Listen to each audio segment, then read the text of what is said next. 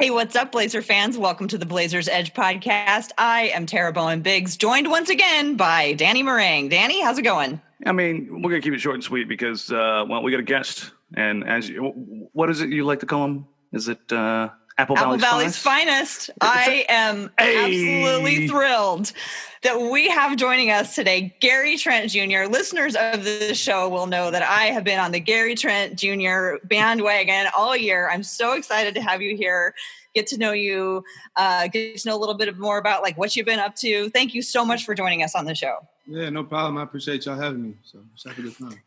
All right, real quick, before everybody out there, I'm just going to kind of wonder what's going on behind you, Gary. Just two goats, right? I wouldn't go that far. A painting, that somebody made for me when I first got to Portland. So I like to keep it up in the house. It's a nice painting. Have you been keeping up with The Last Dance? For sure. What give me your three hot takes that you've picked up from The Last Dance. Michael Jordan is really good, Have an opportunity. I never really had the opportunity to watch him throughout his whole career. Me being born in 99, he retired. So I know I wasn't really up on it, but the closest thing that I got to it was Kobe Bryant. So that's kind of, how I got to it. But I'll say the biggest things I took from it was a warrior. He worked hard. The way he was able to self-motivate, to create scenarios and stories in his head to give him the extra edge to win the game, to fight through, just every little detail that he put into his game. So that was probably the biggest thing that I took away from it, to be honest with you. That part's been absolutely fascinating to me because I personally don't have a competitive bone in my body. So I can't relate to that part of his experience at all. But the story after story after story about him finding the tiniest little things. Making up stuff. He'll create a story that's not even a story just to, self-motivate. That's what you have to do if you want to be on that competitive, type of wave. So it's like I said, he was a great player. We're going to touch on that one a little bit later because I got a couple little video clips from this past season that I want to show you. Want to pick your brain on real quick, where it looks like you may have had a slight or two in your head getting into some competition. So we'll revisit that. Tara is really interested in the genesis of Apple Valley's finest. So I'm going to go ahead and let her take over for a little while here. Right on. Let's get to it. Yeah, here comes the mom questions. I would love to know what it was like, growing up in Apple Valley. I understand that there, the Jones brothers were there and you got to play with them. Mm-hmm. Your dad being on the Timberwolves, you probably spent a little bit of time maybe around the team. Just what was it like growing up there? Yeah, growing up in Minnesota, it was great, I met my best friend there and friends that I've still talked to forever. I moved to Minnesota from Columbus, Ohio when I was in 4th grade. And that's when I met Tyus Jones. And then from there on, 5th grade, 6th grade, 7th grade, 8th grade, 9th grade, to continue on all the way to USA teams and 17U, 18U, we were teammates. So, when I first moved there, it was great. It just so happened that we were all in the same place. It was organic. Nothing was forced. We didn't move to Apple Valley because they had a future. We were too young to know anything what we could have been. So, it helped us motivate one another. Everything I saw Tyus doing, I wanted to do. I wanted to make a USA team. I wanted to be the best player, in my position, one of the best players in the country, having a choice to choose, whatever university I could go to. And it was the same thing for Trey. So we all just motivated each other. We pushed each other. We worked hard. I played with Tyus, my freshman year of high school. He was a senior. So, I had the chance to, play with him and watch him grow from 8th grade to, his career now. I'm still playing against him to this day. So, it's surreal. It's crazy. Yes. Speaking of playing against him, I'm going to jump ahead to something that I was going to bring up at the end. When we asked for, on Twitter, we asked for questions and you have a couple of huge fans on Twitter who have very interesting Twitter handles. So I'm half suspicious that they're like you or Anthony Simons because I'm like, wait a minute, these are very suspicious because they have all the numbers at the end of them. Yeah. But full of great questions. And one of these, it was either Ollie or Abdi, those are their names, shared a video of you, which they said was probably your first points that you scored in the NBA against the Timberwolves. Oh, yeah. And Jeff Teague and Tyus Jones were sitting on the bench, and they asked, "What's the backstory there?" Yeah, no, they just talking a little trash, Tyus. Just giving me a hard time, being a rookie. Whenever, you come into the league, guys are always going to joke with you, having to do rookie duties and, that sort of thing. But it's all love when we see each other, But on the court, we talk a lot of trash. So when you're on the court and, I just always imagine that you have to be, so focused. So is it, a thing for the bench players to, try to get in the heads of the people who are on the court to try to get you off your game? Whatever edge you can get, you go into it. Hey, once you step onto the court, like you said, it's competitive. We're trying to win. We're all fighting for the same thing. So tempers get the flaring. So it could say some pretty mean things to one another. Tara likes to believe that only kind, nice, encouraging, and team-oriented things are said on the basketball court at any given time. So you're destroying her very butterfly-filled vision. It should be like that for your teammates, but your opponents, teammates, they should be all love, joy, great basketball. But when we're competing for something. You are such a diplomat. This is amazing. But you did get into Donovan Mitchell's head at one point. I try to anybody's head. Some react more than others.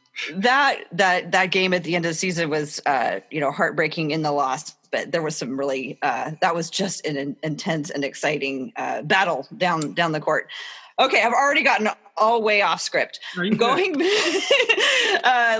back to what it was like growing up. Your dad, Gary Trent Jr., basketball player, also was a player development coach, assistant coach for the Timberwolves. Did you get a chance to hang around with them much, or any other NBA players that were friends of your father's? Yeah, growing up, I met all type of players. I met Kobe Bryant and LeBron James. I have a picture. I think I was with Yao Ming, and he picked me up to take a picture, but I was so high, I was crying. I met Shaq. I met, all types of players. But, the people that I'll be the closest to right now will probably be Sam Cassell and Kevin Garnett. That was probably, the most success my father has had with a team. So, he was close with them. He's still close with them. They're uncles to me. So that would probably be, the closest that I have from that. But, like you said, my dad was coaching. He was a player development coach for the Wolves. So I seen, Karl Anthony Towns rookie year. I seen Zach LaVine. I seen Andrew Wiggins. I seen all their growth and development as they go to different teams. So, from literally starting from scratch of coming into the league. So, and the same for me, when they see me now, they're, oh, hey, Lil GT, or hey, Gary, we remember you. So, it's crazy.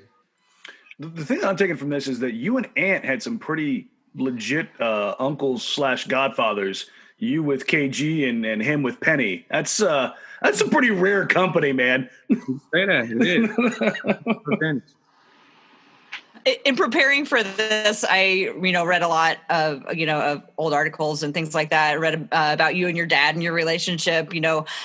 Starting off as a player very young, wanting to be in the NBA, and he's just a great storyteller. And I was wondering what ways you think that you're similar to your dad, and are there ways that you think that you're different from him?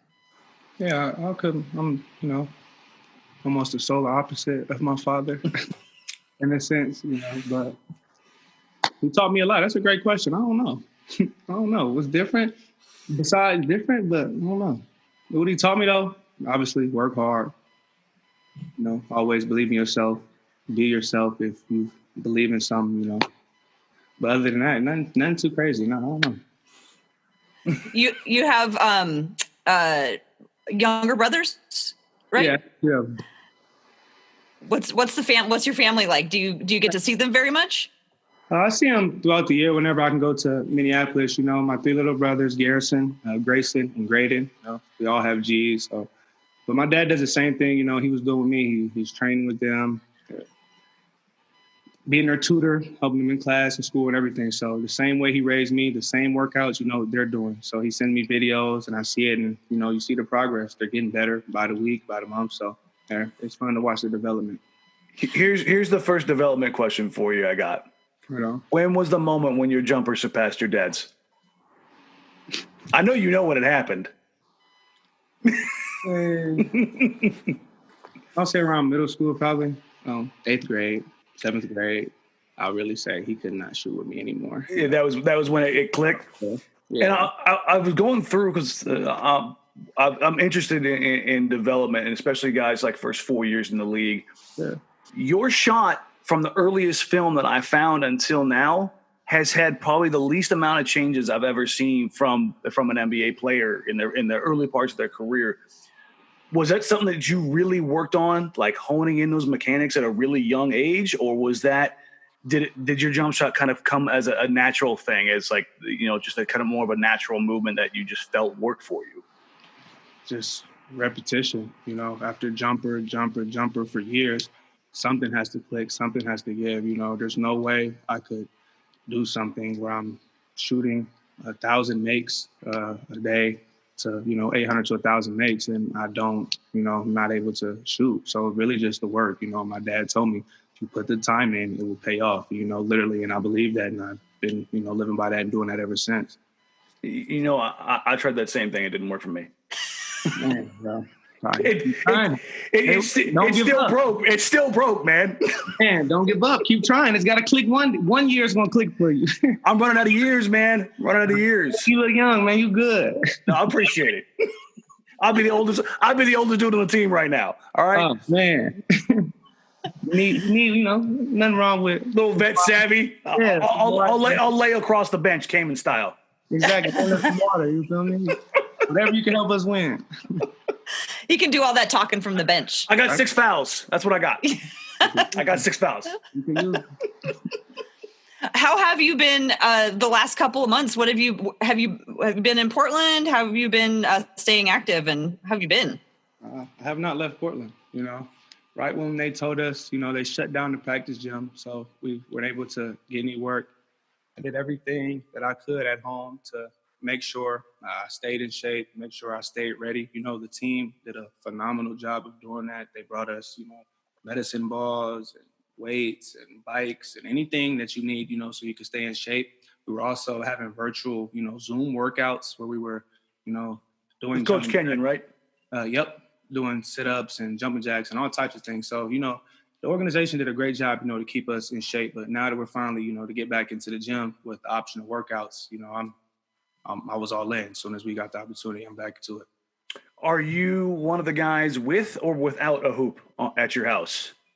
I don't have a hoop at my house. You know who made money during all this? These companies that manufacture the home basketball hoops. Oh yeah, they just been I've heard stories of obviously Jimmy Butler and a couple other guys that are sending them out to teammates. Yeah, no, you got to hit up Dame for that. That's Dame's got the pocketbooks for that one, right? Or maybe kids down the street. Maybe anybody down the street have a basketball hoop you could use? I just try to stay as game ready as I can. I don't know what I did, but I just stayed ready. So working. All right. Speaking of, practice facility opened back up. When you walked back in, was that kind of like first day at school kind of feeling? Yeah, super excited. Just ready to work. You told something, you can't do it, and you want to do it. You love doing it. You're anxious to get back. Sometimes I skip a set or something because I'm so quick to, trying to get to the next workout because I'm just trying to put the work in because it's been, but it's a great thing. I work.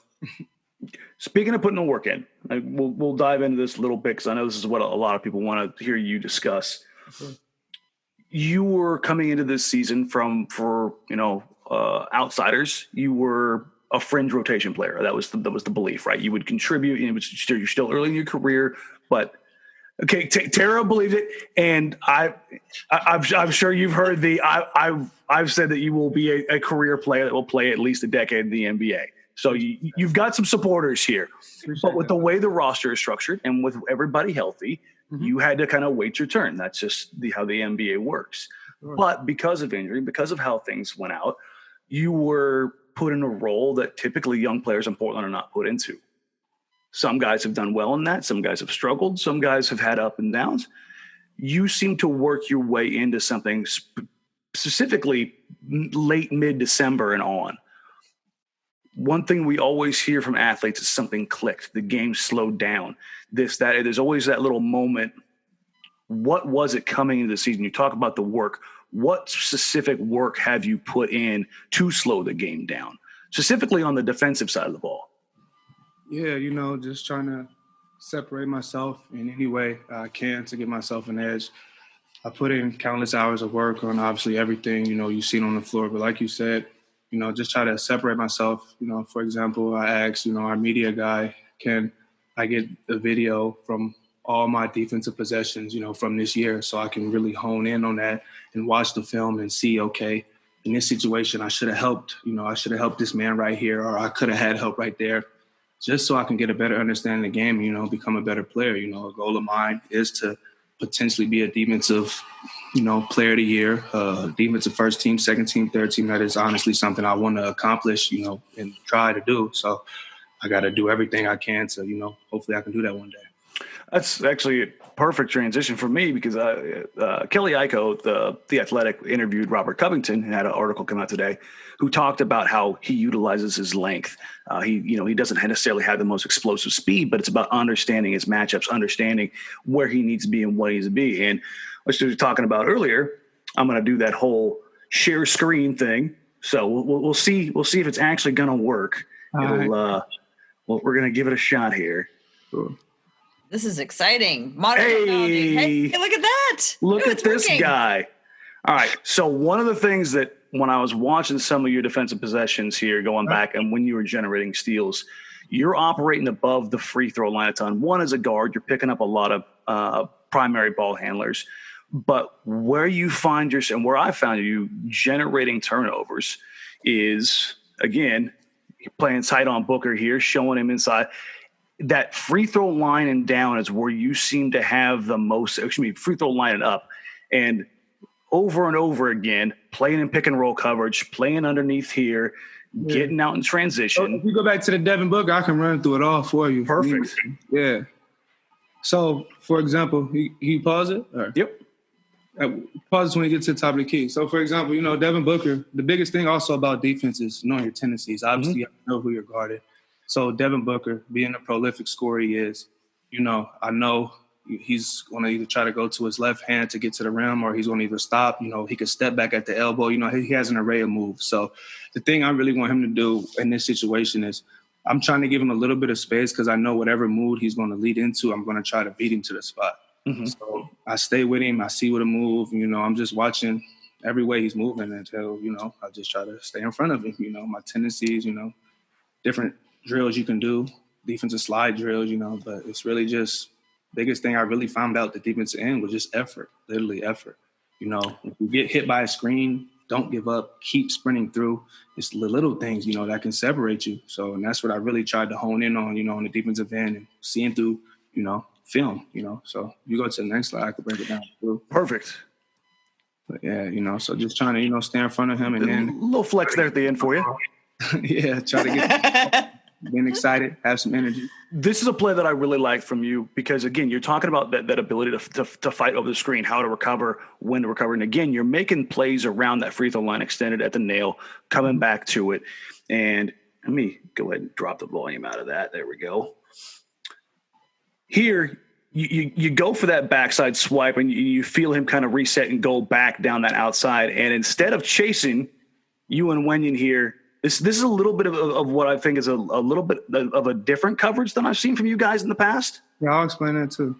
But yeah, I'll run it back here from the beginning. Yeah, I got you. So like I said, you always need to know who you're guarding. So I'm guarding Javon Carter. Mm-hmm. He's most likely not going to come off that screen and shoot the three right away. And I know that, just by watching film and knowing who he's against. So instead of, I just try to worry him over because I know he's going to come over, but he cut back. He's quick, he's fast. And once I seen that, Wenyen helped me out a lot because, when you're on the defense end, it's not just you. Wenyen helped. So he cut back. Wenyen had to help me to take my man. So therefore, I have to have Wenyen's back and get the steal and be ready if he passes it. And then from there, it's just, attack and try to get a basket, make a play. And real quick on that, there was a trend that I noticed from you closing out the last probably 20 games of the season where your transition opportunities, the turnovers you created led to more fast break opportunities than anybody else on the team. Is that something that you were like, hey, this is an opportunity? I know we're not a transition team. We're not a fast break team that you really worked on, or was that just it just kind of matured that way? I never really thought of it that way. No, I really just, when I get in the game, any way I can affect the game, whether it's knocking down a shot or getting a defensive stop, a big rebound, I'm willing and wanting to do that. So anytime you see Gary checking the game, he's going to go play hard and he's going to do whatever he can to help his team win. All right, we're going to get the same game here. This is what I started to notice. Again, your confidence building. You started, as you notice, this is the same game, obviously, a little bit later in the game, but you're having a good game here. Now, I know that you guys ended up dropping this one, but you personally, you were having a game. You were affecting things on both sides of the ball. And as that game wore in, you started extending your defense out 30, 35. And here, look at you. You pick it up at 37, 38? Is that something that as the game gets in, you start feeling yourself kind of work into the game and impacting the game where you just want to just push it up another gear? Yeah, for sure. Whenever, obviously you see the score. So at this time, we obviously could, obviously we didn't have the energy or whatever. So I'm trying to, spark energy, whether that's with a defensive stop. All right, let's keep going from here on out. Anything I can, to affect the game, to help the team, I'm willing to do. But if, knowing your personnel, knowing if the player you're guarding is strong with the ball, or do they have a handle, depending on the player, if that's Westbrook, I don't know if I would go out 40 feet, to pick him up, or 35 feet. It all depends on, who you're guarding. So that's why you have to know your players and your tendencies and stuff like that. Man, are you going in immediate after this? Because these transitions are nailing, because I'm about ready to go into a Westbrook clip right here. You're killing it. And the reason I wanted to bring this one up is because this was you guys doing something you had never done. Mm-hmm. This was taking the ball out of James Harden and say, you're going to play 4-on-5 basketball, and we're going to do something about it every single time. And this, I know Tara's going to love this play because she loves pointing. She loves communication. It is one of her favorite things. And in order to pick up James Harden at 40-plus feet, which you spent a ton of time, you and Trevor, riding James the entire game. Yeah. But this is the kind of impact where you pick up here, you get the double, but you dig down here on Russ. And can you just kind of walk me through everything that's happening here? Because I think everybody sees a play like this and they see Gary Trent Jr. getting a steal, not necessarily the work that goes in early in the possession. Well, yeah, our coaching staff, first off, does a terrific job in, preparing us and prepping us for the game. So going into this, the biggest thing was, if we're going to, get it out of one man's hands, we all have to rely and help one another, that nobody is out there by themselves. Nobody can be on the island, just, play team defense. And, that was my job, my assignment, and I just made a play on the ball. So, but you and I believe Trevor up top here, and then Dame, CJ, Melo, triangle below. No, I'm triangle. I'm below. You're sorry. It's Nas. It's up top. Yep. And here you get that little dig again, that free throw line area dropping down. Is that where defensively you find yourself most comfortable making plays, or is that just circumstance because of the position that you play? It could just be circumstance, to position I play, but it's like I said, it's effort, the little things. If you wrote a clip when Westbrook got the ball in the middle, I could have gave up and said, "Oh, okay, Westbrook, go ahead. You have a layup. You're one-on-one, with CJ." But I didn't give up. I wanted to help CJ, make sure he was good, and I was there for him. So go ahead, Derek. I was going to say, one of the things that we've talked about, Dan and I, we've been watching this team for years. We've been, especially talking about the team together for several years, all during the Stotts tenure. And there's always kind of a rhythm to the way that the team comes together, especially like after there's been like a rebuild or just like, a big turnover in personnel. And then there'll be a year or two where everybody's, getting used to playing together, getting used to how the team plays together. When I'm watching this and watching you talk about it, how excited are you to go back next year after you've had a chance to play together with all these guys? to make it all, to try it again next year? And like, what are you looking forward to, when it comes to like just the experience that you've built? Yeah, if you have a little bit of success, you see, you're getting a little bit of playing time, how good it's going for you. You're gelling with the guys, it's everything you work for. So you're going to continue to make sure you can never lose that, to make sure that you're never out of the rotation. You're going to make sure you can always continue to work to prove yourself. And, it's motivating, it's exciting. And, man, I cannot wait, cannot wait. I mean, it seemed really challenging this year just because of, injuries and different people being in the lineups and trades, different people being added, not a lot of continuity. Like, how do you mentally prepare? I mean, I guess you just have to be ready for anything. But is there anything else that you can, do to get ready when you're not sure how many minutes you're going to get? Or yeah, exactly. Never knowing, how any given night you could play 20 minutes, you could play the whole game, or you couldn't play at all. No matter what, if you continue to work and stay ready, you'll never have to get ready. If you're always mentally prepared, if you're always mentally, working on your game, if you're always physically actually working on your game, there should be nothing you should be worried about. When the lights come on and you get thrown in there, whether it's 30 minutes, 0 minutes, you need to make sure you're ready. That's the definition of being a pro. If you're not ready, then you're not a pro.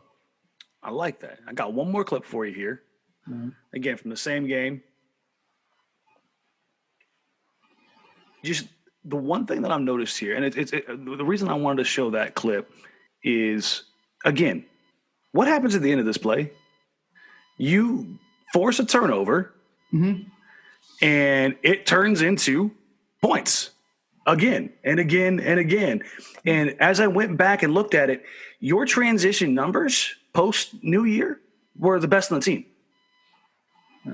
I was like, this is becoming – and I started getting to him. I was like, Gary's transition opportunities generated off steals, like on a per-possession basis. Again, it's your smaller sample size as you started getting more minutes, but it started growing and growing and growing. And I was – so that was just something that just kind of popped up, huh?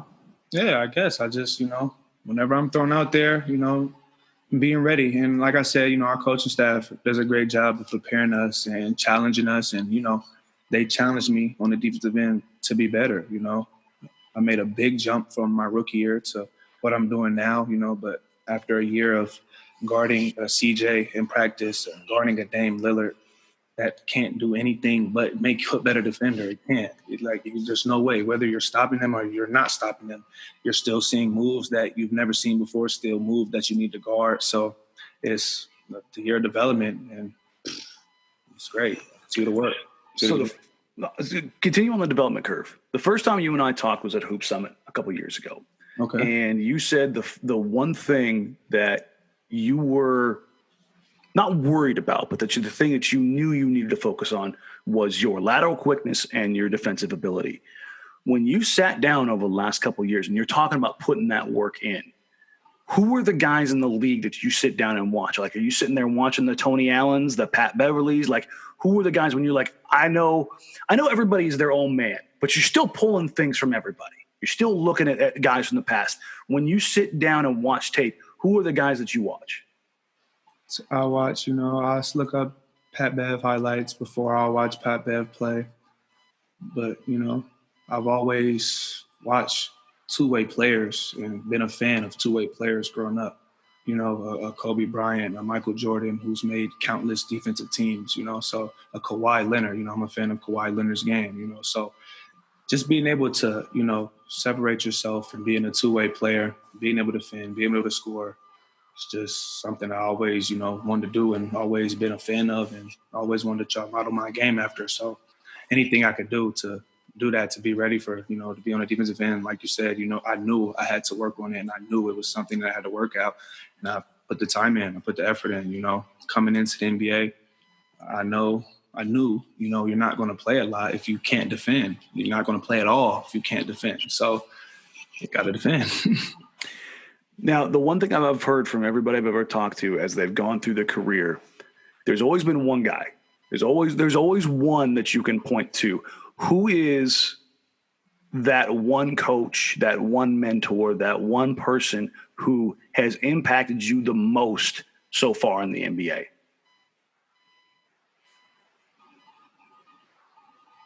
This answer would have to be close to home. My dad. Mm-hmm. Like literally, everything that I'm hearing, from coaches or players now, my dad has been telling me since we started. He played in the league 9 years. He knows the ins and outs. He knows, how to be a successful player. How to stay in the league past 8-7 years. So he gave me the blueprint. You got to get it to 10 years, Gary. Otherwise, I'm not going to hear the end of it. For like 6 straight weeks, I was like, how about Gary Trent? How about Gary Trent? And Dan would be like, yep, he's going to have a nice NBA career. And I'm like, I need more specifics. Exactly how long? And so we worked up to him saying, okay, he's going to have a decade. As long. So when you were drafted, we had, the draft panel on NBC Sports, and we talked about you and Ant. And when they came to me, they said, hey, what do you think about Gary? My response was, I know he can shoot. I know he'll work. At bare minimum, he's going to be a guy that sticks in the league, and that's where I went with I think he'll be a guy that sticks around in the league, bare minimum 10 years, just on his regular skill set.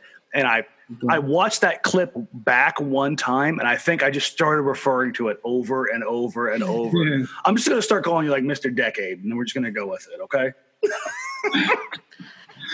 We'll write that down. We'll workshop that one for a while too. We do have nickname questions coming up. Yes. But I would love to dial it back a little bit. That's the heavy development stuff out of the way.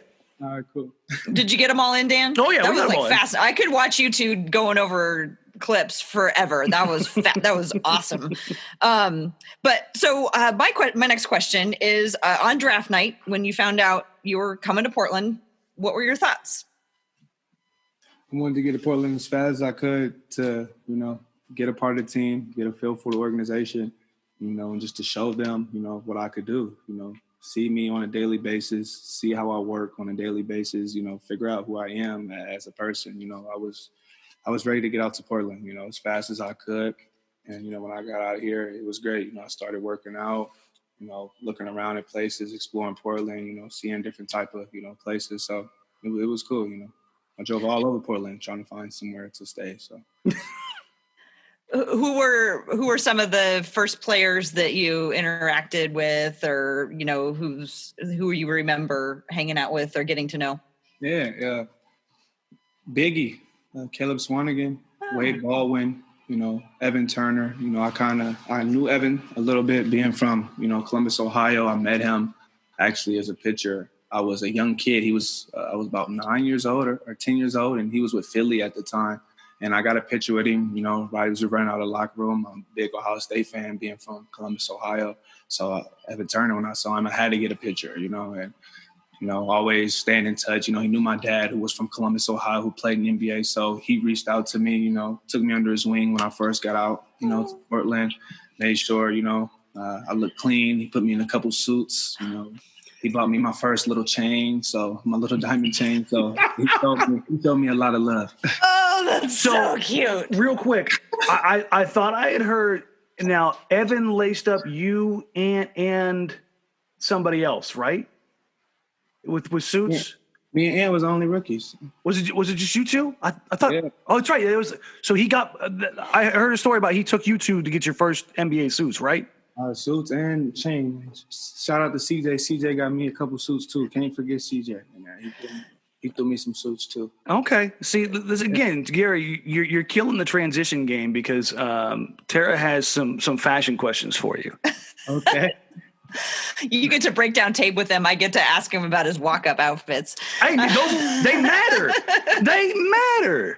Well, no, I've noticed that you're one of the players who really shows up on the, on the walk-up. You seem like you really enjoy, looking really nice.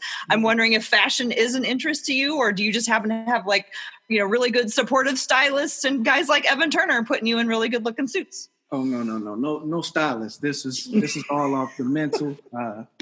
Okay. I go into my closet, I'll pick it, try to put colors together, try to make it match. If not match, as long as it looks good. So no one's laying this out for you. This is all GTJ originals. Oh no, this is all for me. Okay. No stylist. No. Oh, fascinating. Well, I know Chief was also he had some really nice stylists, and his wife, or style himself. His wife has amazing style. Do you have any style icons in the NBA, or is this just all Gary Trent original? No, I would lie if I say I didn't see different type of styles and what people was wearing, obviously. But do I copy it? No. So let's clear the air on that. But, people that you could say that had good fashion, Westbrook, Michael Jordan, he had the retro swag. A couple of swaggy players that got swag offside the court. We got Carmelo on the team now. Carmelo just as nice, D'Angelo Russell just as nice. Dame just as nice, he's just dripped in designer. So you gonna sport the vest no undershirt anytime soon, or is that a Dame one-off special? Say that again. Are you gonna go the vest with no undershirt like Dame did in LA, or is that a Dame one-off special? Nah, that's a Dame special. I'm gonna leave that to Dame. That ain't for me. Nobody else can do that one. I think that's he's got a lock on that one.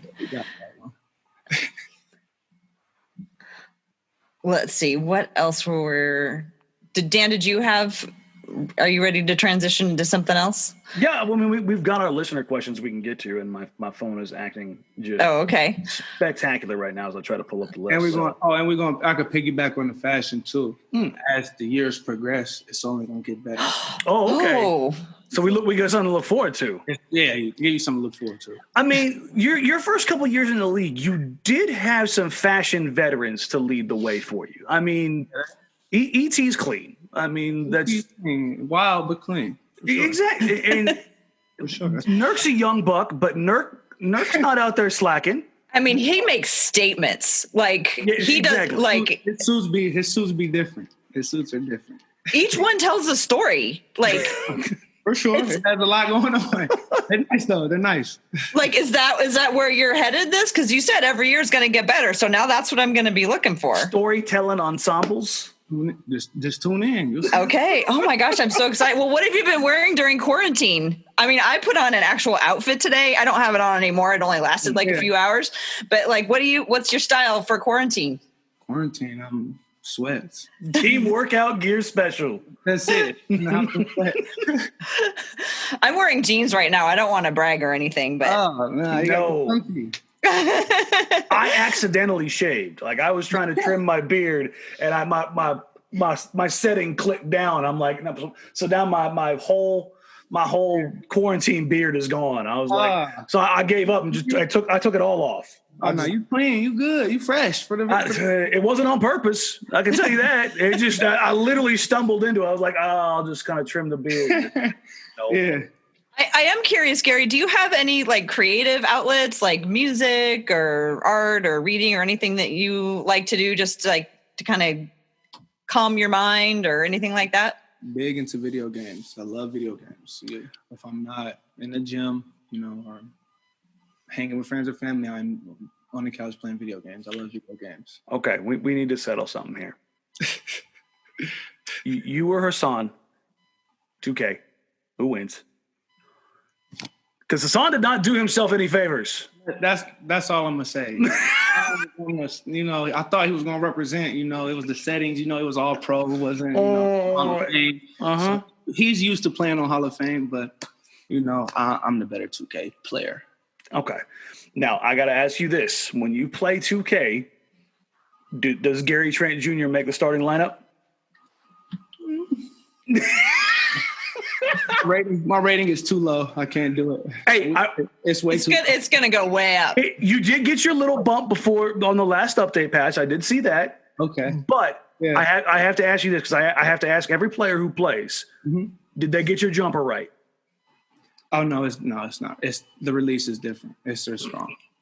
But don't get me wrong. They have another mode. It's called My Player, where it's actually your body, your face. Yeah, no, listen. Yeah, but you can put any type of body or anything you want. So, yeah. But, so you went in and you got that jumper right.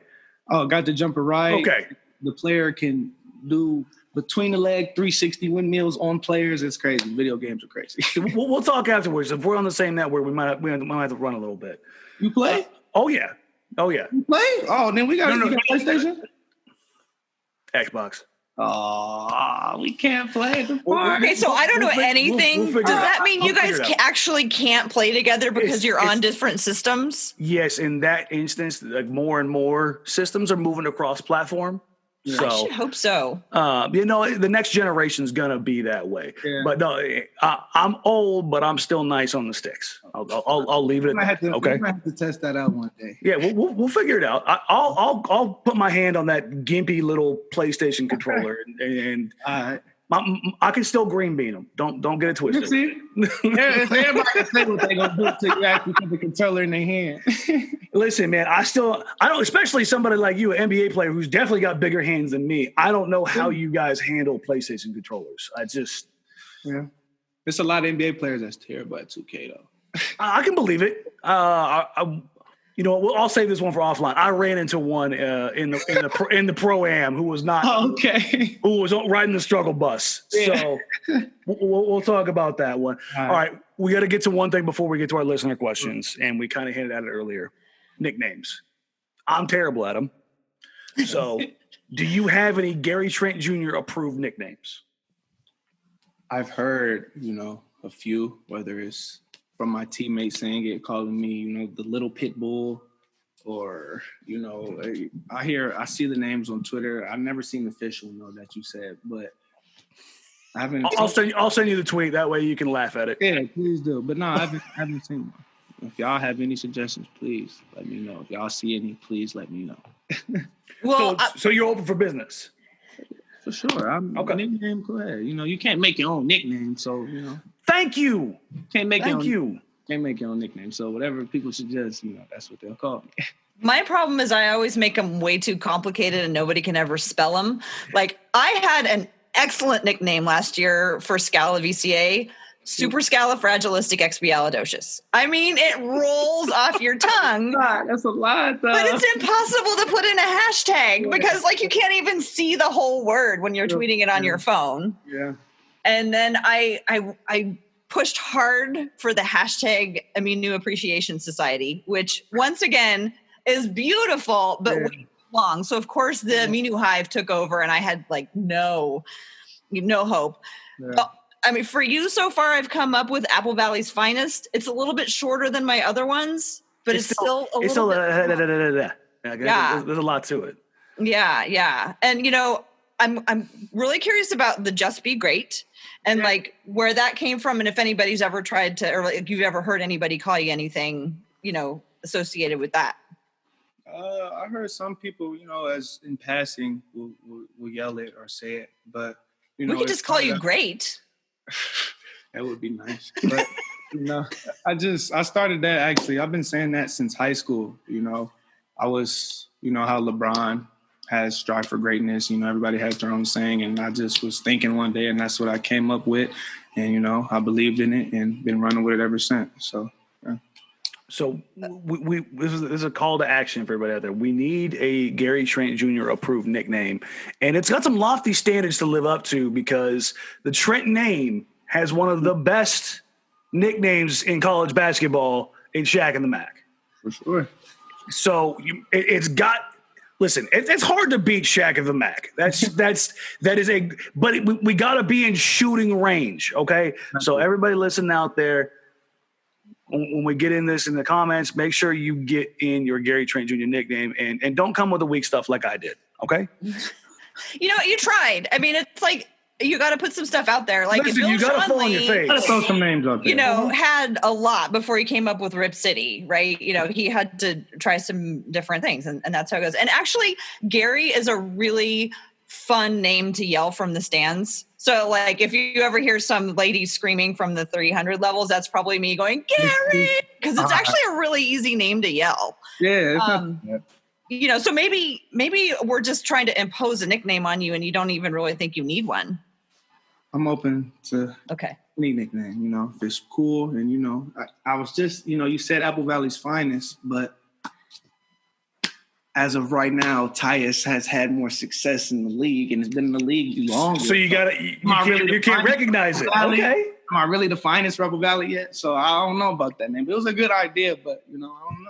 I respect that. That's something I can actually respects. live up to. Actually, mean behind my name. Like, it just. Well, I've heard that he's been known as the mayor of Apple Valley. He's everything in Apple Valley. He's Apple Valley. Get the key to the city. There. He's the, he's a great player from Apple Valley. He's Apple Valley.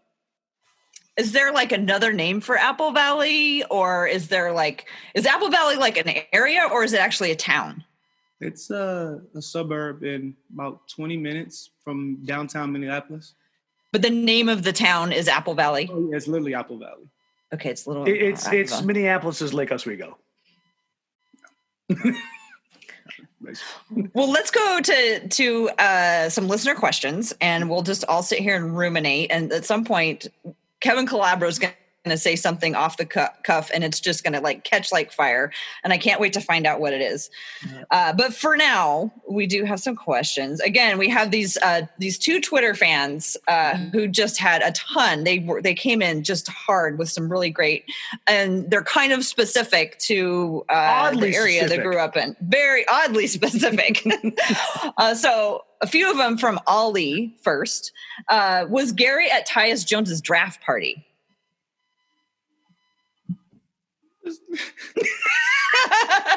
See, I'm saying oddly specific.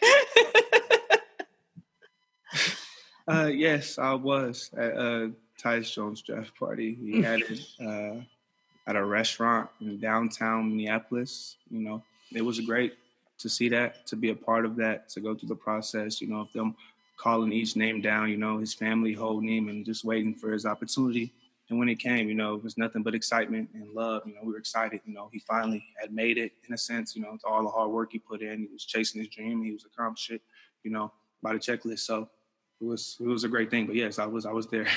That's awesome. Well, the follow-up question is, what would it be like to play with Trey Jones in the NBA, your teammate since middle school? If I could play with Trey Jones in the NBA, it would be even more crazy and more surreal, Growing up, he's always been one of the best point guards I've ever played with. So, I would have no problem with it. But, that would be cool. That'd be crazy if that could happen. There's one question here from listeners we have to get to, and I think this one's actually going to be difficult for you. And this is from, let me double check it, at D Schmizzy, Dev Bands. You're That's the Twitter handle? Huh? That's the Twitter handle? Yep. Oh, okay. So you're familiar with start, bench, cut. Okay. Kobe, MJ, Braun. So you're saying I either have to cut Jordan, LeBron, or Kobe? Uh-huh. And you got to start one and you got to bench the other. Oh, wow. Okay. Like I said, this one I figured was going to be because you're looking at probably a guy, Kobe, who you probably grew up being that dude for you, and then the GOAT, and then arguably the second best of all time. So what's going to take over here? In Ohio, I was watching LeBron too, so it's kind of that's what I mean. So all right, this album you got to draw the line somewhere. We have to. We're going to start Kobe. It's my personal favorite. Okay. I'm a bench.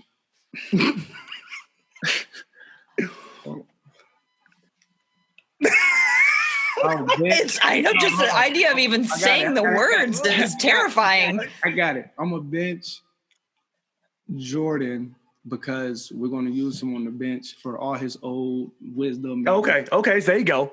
He might have, so he could give us an edge, and then I have to cut LeBron, but I don't want to, but I have to. But you're gonna revisit that in the offseason and pick him up off waivers. Yeah, I don't know. That's too tough. That's almost impossible. I saw that one. And I was like, I mean, it's easy for me, but I'm an older dude. So yeah. Like the funny thing is, I'm from LA, and I couldn't hate the Lakers more. Yeah. Like it just nope, easy for me. Yeah, I feel you. He's funny. We got another one this one's from Spokeland at Brutal Telling. What is the most valuable lesson you gained from playing alongside Melo? And one of the things that I'll add a little bit of context to that. One of the things that we've sort of wondered all along throughout the year is what it must be like for you guys who are younger playing with somebody who'd been in the league so long. And, just like, what was that like making room for him, as like a new player on the team, and also him being Melo. That's what I was about to say. It's deeper than that. He's Carmelo Anthony, not just being his teammate. I grew up being a fan of Carmelo Anthony, watching Carmelo Anthony. He was playing against Kobe Bryant in the playoffs. I was watching the whole series. I was watching, game one when he had 41 in Staples. So to see it actually surreal in real life, watching how he works during the practices, how he's communicating, how he's leading, how he's telling you to pick it up if you're slacking, it really shows who he is, why he is who he is, he's Carmelo. And so when he first got to the team, the whole team was shocked in the locker room, like, Melo is really right there. Melo is right there. And like we were all saying it, especially the young guys. So it was crazy, and I'm glad he's on our team, being able to be around him, soak up his knowledge, having team dinners with him, being able to hear stories that he's told from, him in high school to playing against LeBron James at, camps and everything. So it's crazy. It's crazy. So I want to take a little note from that. Who's a better storyteller, Carmelo Anthony or Kevin Garnett? Because I look right now, and those are probably two of the best storytellers I can think of in the league.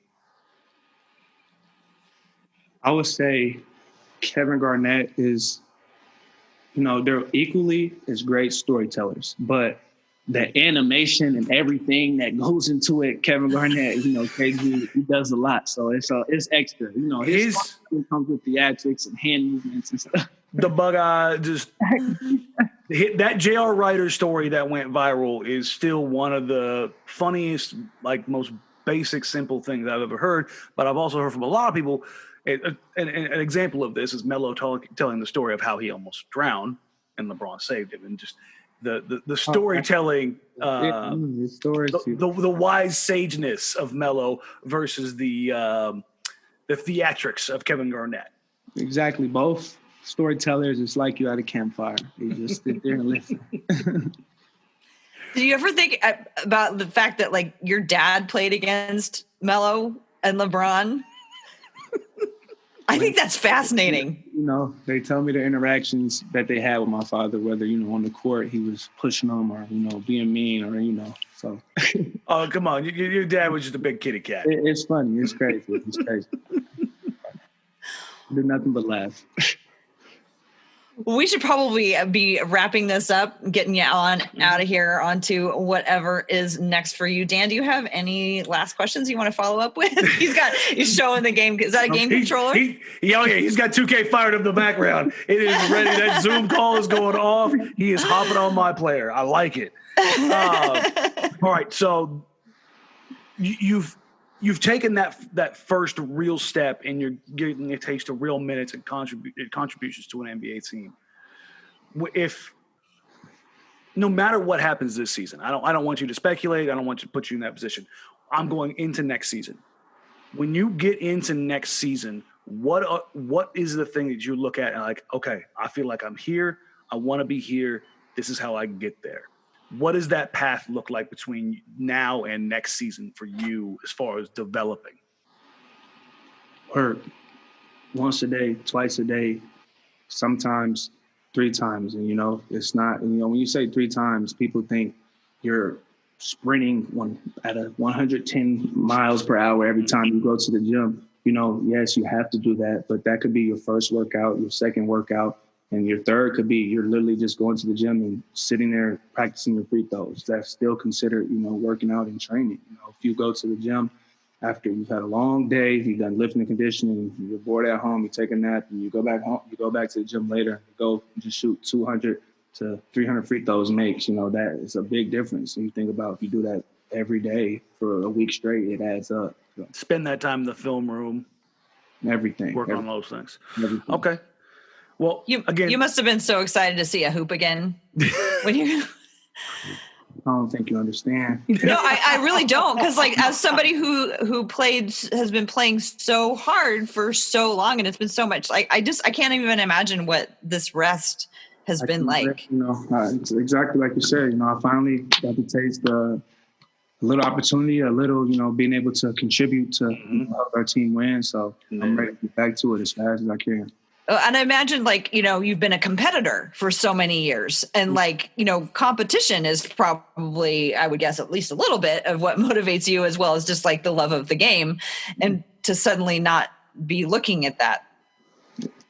Like you said, I play in the NBA. I watch great players day in and day out. And me as a player understand that I need to get better.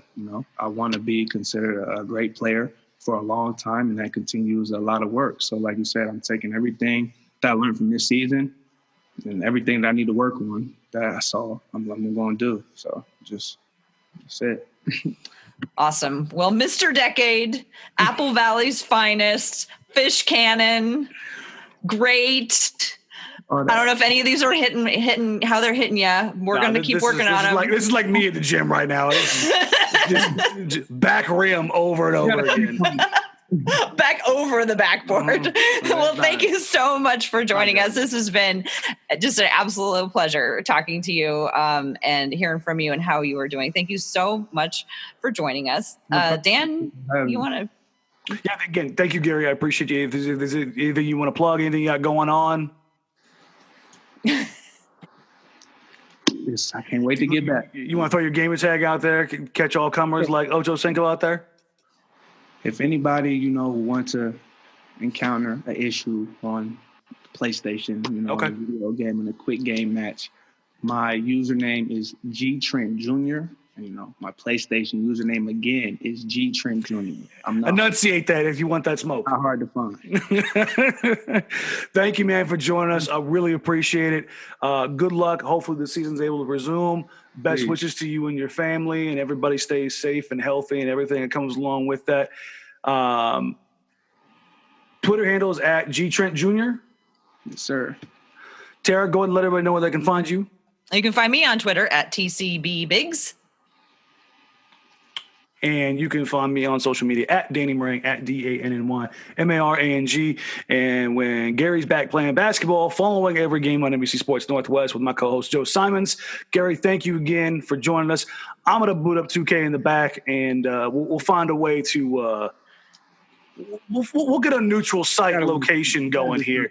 See, there it is. Just this is the problem with society is our platforms don't automatically work together. I mean, give it time. We're probably like a year away from it just being a normal thing. So that way old people like me can still just use that veteran savvy, get out there and put in a little bit of work.